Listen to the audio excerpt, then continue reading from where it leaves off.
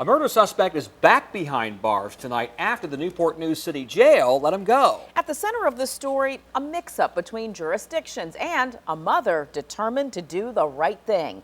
Andy Fox has been untangling this web of confusion in a 10 on Your Side investigation. Andy. Nicole and Tom, you could call this report the anatomy of a wrongful release. Eric Nixon, who is now 18, is in jail for the high-profile murder of Raphael Davis at the Hampton Coliseum Carnival in May. As you'll see in this exclusive investigation, no matter how hard he tried, Eric Nixon could not convince his jailers to keep him locked up.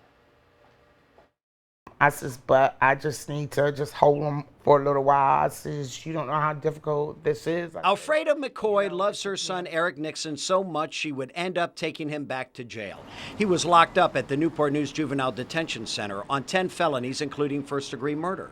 While he was there, he got in a fight and was charged with misdemeanor assault and battery. On September 12th, Nixon turned 18. Since he was now an adult, the Hampton Juvenile Intake Supervisor ordered him sent to the Hampton City Jail. Red flag number one, Hampton Jail Administrator Major Stephen Rich says he got the request for transfer that listed Nixon's Hampton felonies, but refused to accept them because there wasn't a commitment order to lock him up. He was delivered, you knew about the charges, and yet you would not admit him into your jail because you didn't have the paperwork. This, sir, is only enough to transport him, not enough to remand him into custody. Instead of trying to correct the paperwork problem, Major Rich's deputies took Nixon to the Newport News Jail with this commitment order for the misdemeanor assault.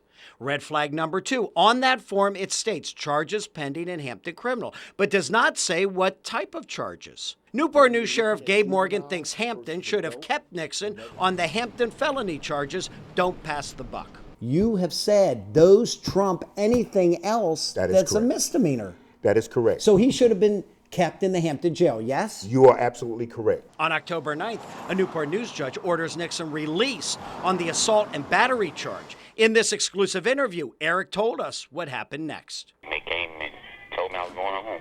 Red flag number three, Nixon tells Newport News deputies he faces a murder charge in Hampton. But I was going to Hampton. They was like, no, you're going home. Did you tell them, no, I'm not supposed to go home, I'm supposed to go to the Hampton jail? Yeah.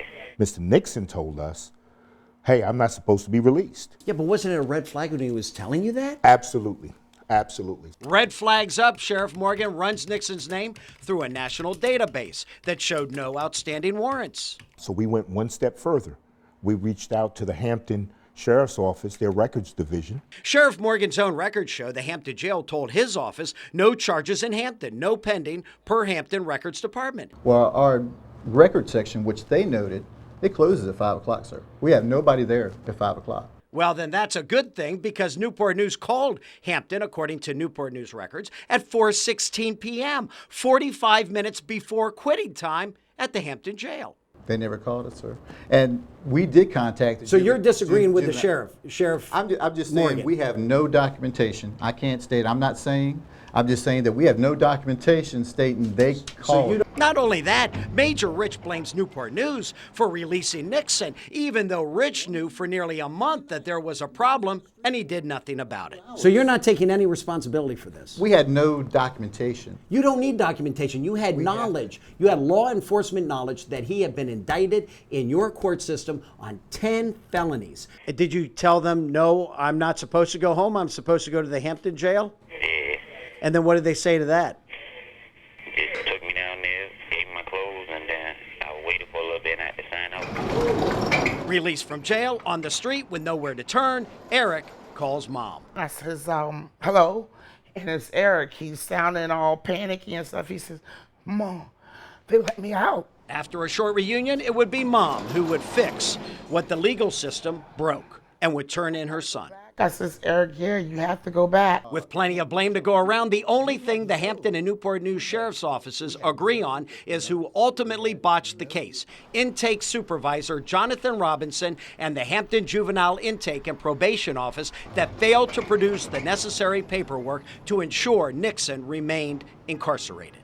I'm looking for Mike Morton. Robinson refused to take our calls, but his supervisor, Director Mike Morton, said he would make a statement. Mr. Morton called me back, said that he was in the middle of a meeting, that he could not get away at this time. We called Morton from the lobby. Because everyone's blaming you all for not producing the paperwork that would keep this man in jail.